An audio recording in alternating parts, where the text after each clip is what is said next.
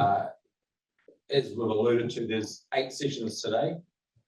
They're going to be talking about different things, and we'll have well-placed breaks and leg stretches in between, so you don't get too stuck and, you know, not being able to move.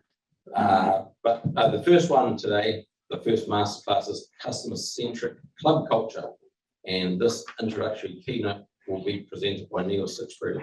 Neil Stichbury, DTM, is a past district director and Toastmasters member of 19 years, currently a member of Franklin Toastmasters and Advanced Auckland clubs, as well as being our club quality chair and parliamentarian.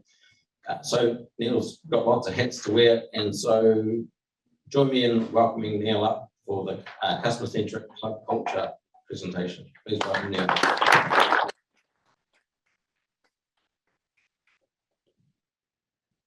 Thank you very much, Mark.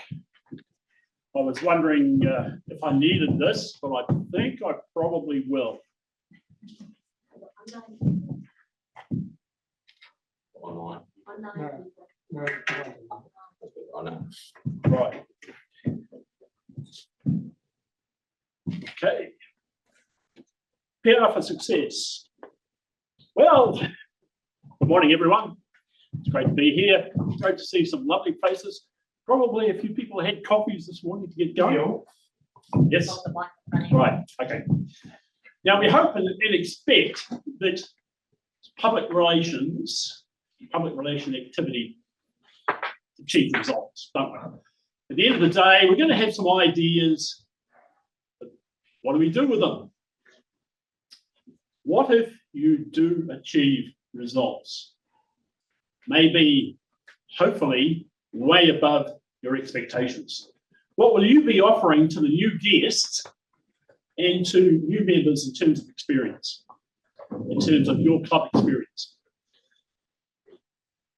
A new member is a guest who's decided that they like what they see and they want to join your club. But will you be providing them what they are looking for? We've all been there. We've all been there, right? Culture. Club culture. We often talk about clubs having different cultures. What does it mean to you? Anyone like to put up their hand? How we behave in our club. How we behave in our club. And it can be a lot of little things, can't it? It can be the personalities of the people involved. But let's have a look at the dictionary definition. The ideas, customs, and social behaviour of a particular people or society. So that particular people or society can be your club. And clubs are different. It could be the way that you structure your meetings, how you order your meetings. It could be the type of biscuits that you have at morning tea or in the evening. It's the little things that can make the difference. But I'd like to have you think not only in terms of your club culture, but in overarching culture in your environment. And I would like to call that customer-centric club culture. So a common thread amongst what may be differences in the way that clubs see their own culture. So customer-centric, who are the customers? Guests and members. The members. The members, it can be the guests. Members in waiting. Guests and members. We're all customers, and we should treat ourselves as customers. Everything that we do at the club level, we need to think of in terms of customer service.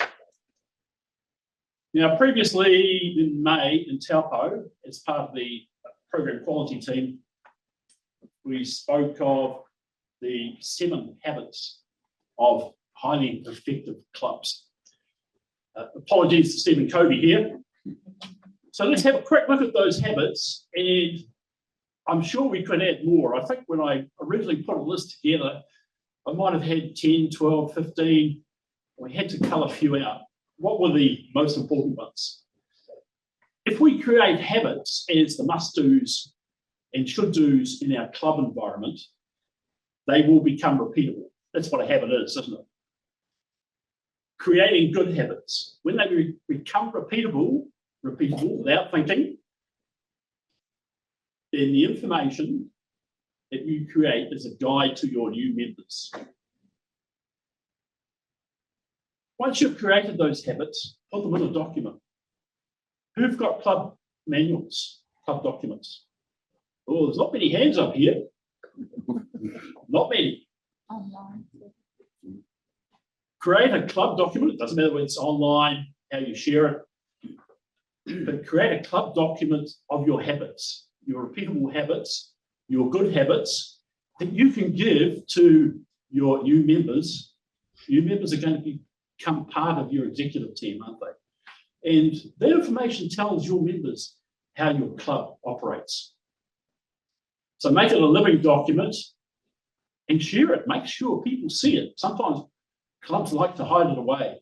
You need to let people know where that information is. Let's go back a bit. Those 7 habits. Let's just go through them very quickly. Educational. How many people are aware of the successful club series, the Better Speaker series? Most people in the room, but a lot of those people who got their hands up have probably been in Toastmasters more than about 3 or 4 years. Those of you who are new in Toastmasters are probably totally unaware of some of the educational series because they're not part of Pathways. They are downloadable, free downloads. Once upon a time, I think we used to have to pay for them, but they are free downloads and available to you. And they are frameworks. Education, fun, socialization, humor. Who gets together with other clubs? Do you get together with other clubs? Who has listening masters that hand out chocolates? I've seen clubs really make that fun. Have a think about how you can have a fun event and think about socializing outside the club environment. Goals. We're given the Distinguished Club program. It's changing and it will become more expensive in its recognition mechanisms. But again, you can make up your own goals. Marketing. There are many options, and I'm sure we're going to hear more today. Mentoring. Now, this typically needs a bit of work in most clubs. It tends not to get the focus that it should do. New members are often thrown in at the deep end. How many people advise new members of the Pathways training event every month? Right, you should let every new member know that around the 25th, 26th of the month, there is an online event, training event. Onboarding. As part of that manual, you should document the process that you use for onboarding your members. And part of it will be letting them know that there is that training event available to them. How about how to use Pathways? A lot of that may be by the by after the next couple of weeks, and most of you will have received an email about that. And there's been a lot of heads up around the changes. There'll be, I think, new opportunities for presentations within the club about how the new learning management system works. How many have seen any information about the new LMS, about how it works? Not out Nope. yet. Sorry? Not out yet. It's not out yet. So the answer is a big fat 0.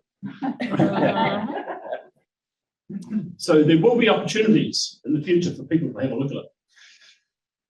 Is there a generosity of spirit in your club in terms of more experienced members standing aside and letting new members have a speech slot? How many people here ensure the new members speak within the first month that they're paid? Every hand should be up. People want it now. They want to speak immediately. They want to get moving. And sometimes more experienced members may have to stand aside. Structure to your meetings. A structure can be in a lot of things. A structured meeting, you start on time, you end on time. You have a structured executive team. You meet on a regular basis. So structure can cover a number of things. We could add member recognition to that. So the message here is make your club a well-oiled machine. Let it have good habits, repeatable habits, habits that you can pass on to your new members. It does take work, and we definitely need to share the load. Right, self-evaluation. Regularly, we need to self-evaluate. Seek input from members and our guests. How many people ask their guests after 1 or 2 meetings how they're feeling, how they're going? Right. What sort of responses do you get? Usually they're positive. They tend to be positive. If they're not, or you suspect they're not, maybe you've got some work to do. So seek input from members and guests. And check in with your members. What are their expectations? Occasionally survey your members. What do they want more of? Perhaps. What do they want less of?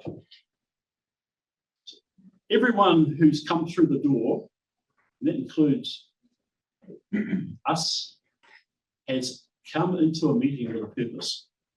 You've had a goal, there's something you want to achieve. New members are in a situation where they don't know what they don't know. Would you agree? Yeah. Often they don't. They just have a goal, they have something in mind. And it's been very interesting in the clubs I belong to when people come through their door and you say, what were you wanting to achieve? And for some of them, it's like, I need to get a new job. I need to be able to have the experience of standing in front of a recruiter and doing well.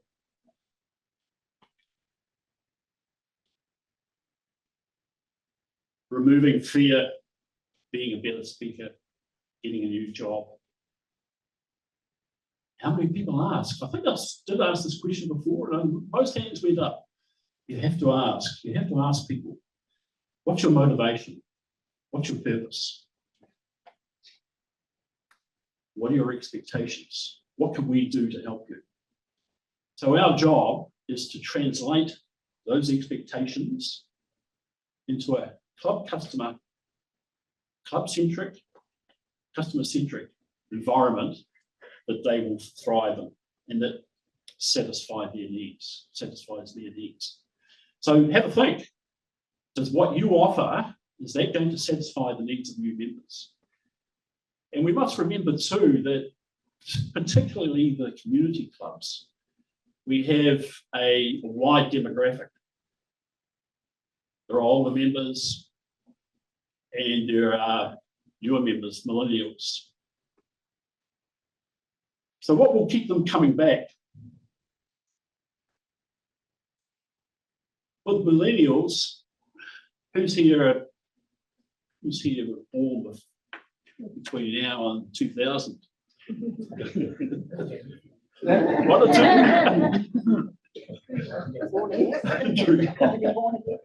Okay. Millennials, if you wanted to attract that audience, and I'm sure there'll be people talking about it, millennials will want it now and they want wow. And how can you do it? For instance, how many people say turn off your phones at a club meeting? Probably many. How about you have a meeting where you say, keep your phone turned on, use your phone for your notes, have the table topics master get it from their phone, use that device, get familiar with devices, particularly some of us not so millennial people. Right, everyone will have received an email from Toastmasters recently regarding the new LMS. How many read it? Oh, not every hand's up. Okay. One of the things they're down for 2 weeks, right? So their thinking is, for most clubs, that's one meeting. And that's their thinking. How are we going to survive for one meeting? Well, hopefully you've done your homework, you've got the information and the pathways you need. But how many saw the link there to the moments of truth? How many saw it? There was an icebreaker, absolutely. There's a link. The icebreaker is free on the website. You can give access to it. Everyone should, as soon as you get a guest on board, and even before you've joined them up, give them access to that icebreaker. Give them the link. But there was a link there as well to the moments of truth. Doesn't sound like anyone actually clicked on that link, right?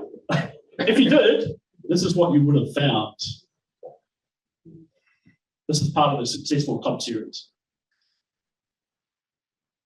Moments of truth, it's a framework and it's a guide, like all of the Peter Speaker series, successful club series, they're frameworks. And they don't prescribe what you have to do.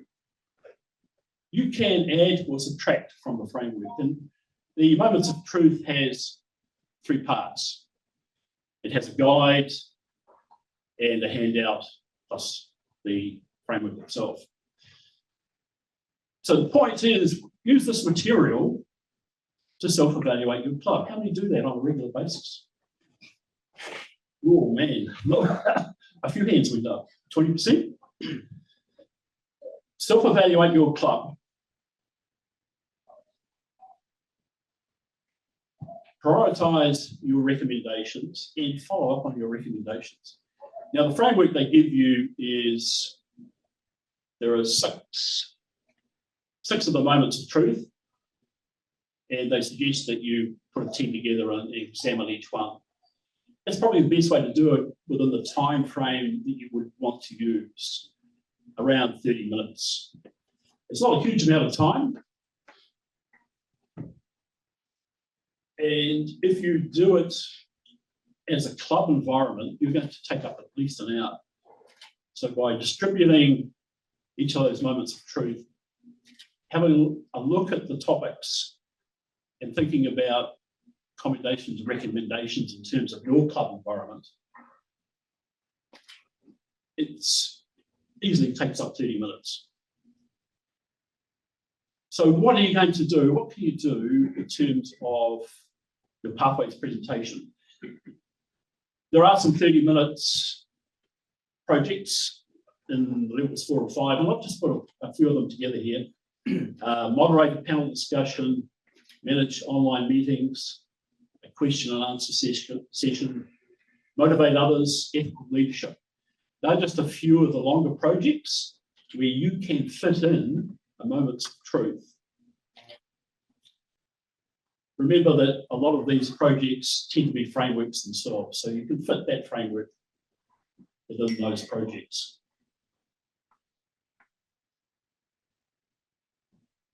Notice that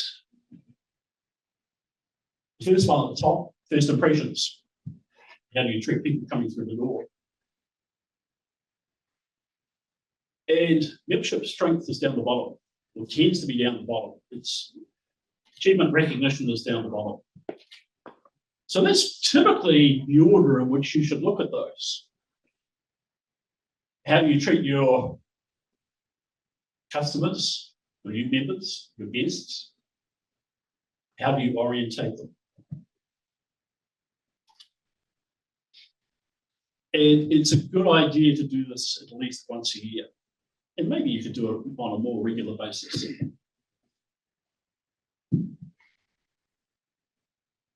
Now, this slide, it says, create and sustain a customer-centric culture. Before getting involved in doing all that PR stuff, before bringing on new members. That sounds a bit negative, doesn't it? It's not. The intention is that you have guests and new members come into an environment that they will join and stay. I remember attending one club once, so we started at 7 o'clock, and about 20 past, I and the members and a few guests were sitting there waiting for the meeting to start. And I tapped someone on the shoulder. I said, "What's going on here? Why haven't we started?" "Oh, the Toastmaster for the evening hasn't arrived." Well, okay. What do you do in that situation? You put it together. You expect that you have the agendas. You know what's meant to happen. Just 1 minute past 7, get someone up there and get it started. You give them time to arrive. If they don't arrive, get started. Sometimes you have to fill the gaps. But what's important is what those guests see. And if you start at 7:15 and you finish at 9:30, half an hour later than you expected, because you didn't organise your meeting, they will walk away and they probably won't come back.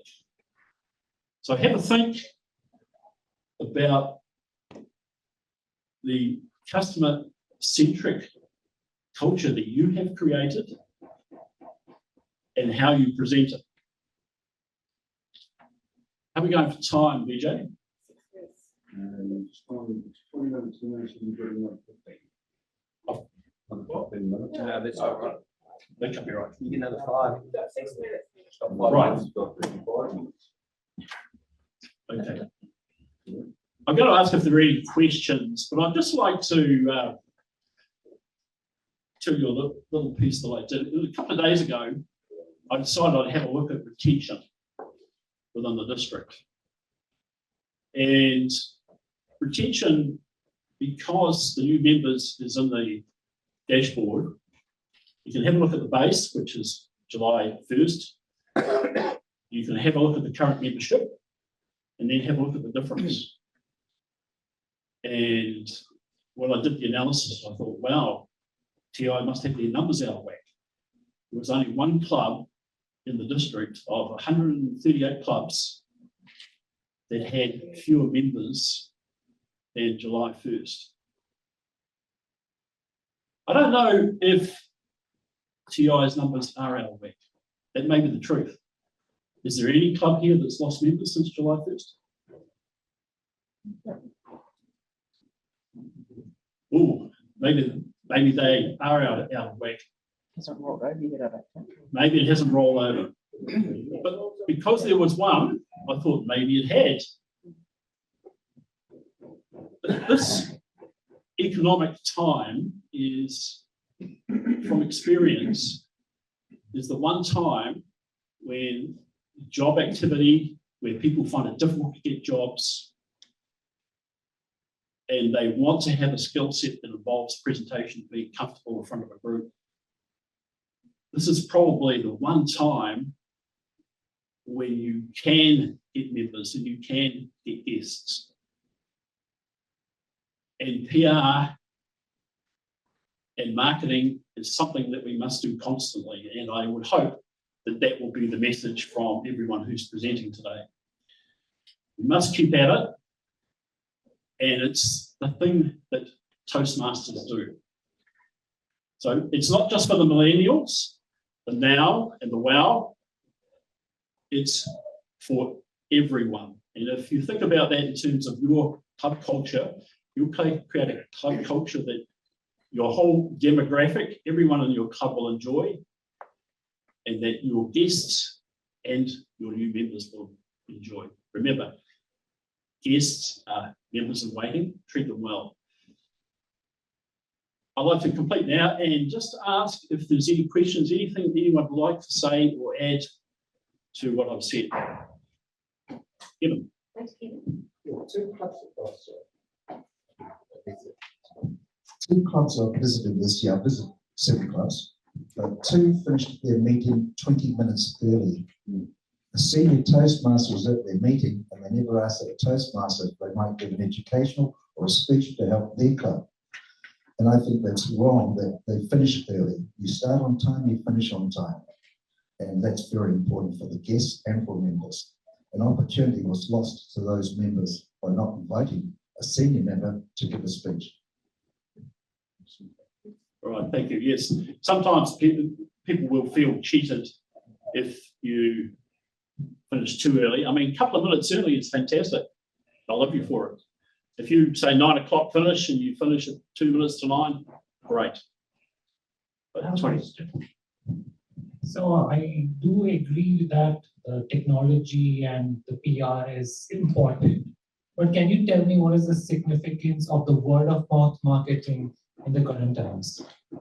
Significance of, The word of mouth marketing or getting new guests and members in, what is the significance? Is it still significant or has it significantly reduced with respect to time? I'm sure there'll be some others who will talk about that today, but Toastmasters International feel that word of mouth is probably one of the most successful methods of getting new members to your club. We could do marketing in a variety of ways, and it's not my purpose to mention what other people are going to be talking about. But of all the marketing you do, it needs to be consistent. You need to do it on a regular basis, and I'm sure that will be the message. But letting people know, a lot of people have never heard of Toastmasters. Have never heard of it. They have no idea what it is. And if they're seeking to obtain a skill set, they don't type in, well, hopefully, if you've got your website set up, if they type in keywords like leadership, public speaking, comfort with an audience, they will find you. And I believe there will be people talking about that, about using keywords correctly on your website to get the result you want. But definitely let people talk to people. I have a red light and it's time to leave. Thank you very much.